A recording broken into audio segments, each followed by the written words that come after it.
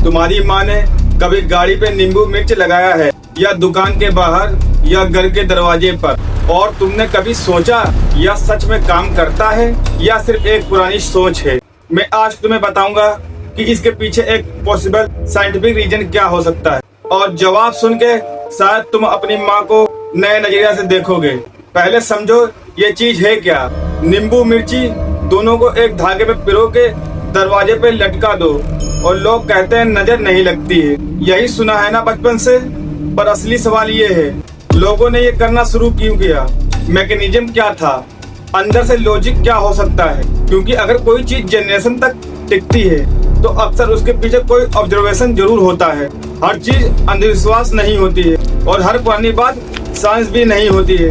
पर कुछ चीजें ऑब्जर्वेशन और एक्सपीरियंस से पैदा होती हैं। पुराने जमाने में लोग दुकानों के बाहर खाना रखते थे, फल, मिठाई, अनाज, और एक प्रॉब्लम कॉमन थी, कीड़े, मक्खी, मच्छर, ये सब खाने पर आते थे। फिर लोगों ने ऑब्जर्व किया कि कुछ तीखी स्मेल, मिर्ची वाली चीजें कीड़ों को कम अट्रैक्ट करती हैं, जैसे नींबू और मिर्ची। नींबू में होता है सिट्रिक एसिड और मिर्ची में होता है कैप्सिन। इन दोनों की स्मेल और कंपाउंड कई इंसेक्ट को इरिटेट या रिपेल कर सकते हैं। कुछ स्टडीज और प्रैक्टिकल ऑब्जर्वेशन भी ये सजेस्ट करती हैं कि स्ट्रॉन्ग स्मेल वाली चीजें मक्खी और छोटे इंसेक्ट को दूर रखने में हेल्प कर सकती हैं। मतलब हो सकता है नींबू मिर्ची का यूज सिर्फ सिंबल नहीं, एक प्रैक्टिकल हैबिट भी रहा हो, और हमारे पूर्वज ऑब्जर्वेशन से सीख रहे थे, बिना मॉडर्न से लेफ्ट के, बिना इंटरनेट। उन्होंने देखा कि कुछ चीजें काम करती हैं, फिर उन्होंने वो नॉलेज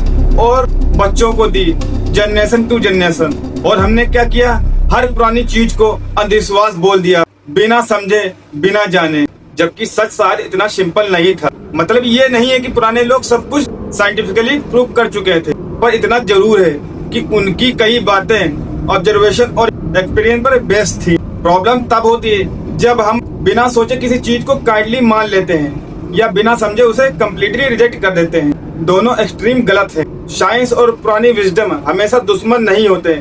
कभी कभी दोनों एक ही चीज को अलग अलग भाषा में समझा रहे होते हैं। इसलिए अगली बार जब तुम्हारी माँ को पुरानी बात कहें, उस पर हंसने से पहले एक बार उसका रीजन ढूंढना। हो सकता है उसके पीछे कहीं ना कहीं एक्सपीरियंस छुपा हो। अब कमेंट में लिखो, ऐसी कौन सी चीज है जो तुम्हें बचपन से अंधविश्वास लगती थी। और अगर ये वीडियो तूने अकेले देखी है तो गलती कर दी, ये अपनी माँ को भेजो, उन्हें बताओ कि उनकी बातों को समझने की कोशिश हो रही है। सब्सक्राइब करो तोड़ो भ्रम चैनल को, क्योंकि अगली वीडियो में एक और पुरानी बात का सच सामने आएगा, तुमने कभी सोचा भी नहीं होगा।